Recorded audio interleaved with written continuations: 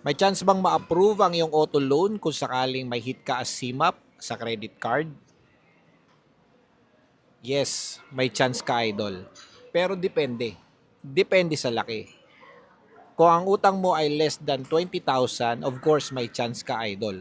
But before mo isettle yan, kailangan mo munang i-maintain as healthy as you can ang iyong bank statement.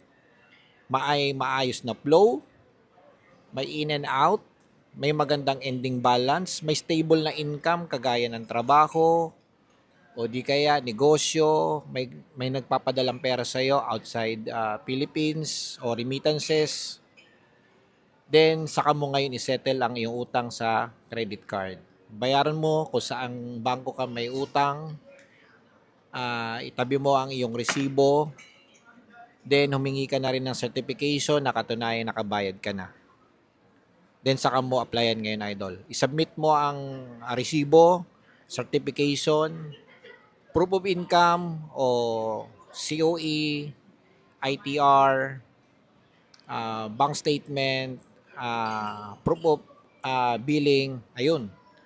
Then as much as possible meron kang co-borrower. Siguro mga 1 week or 2 weeks meron ka ng result, idol. Congratulations, approve ka na.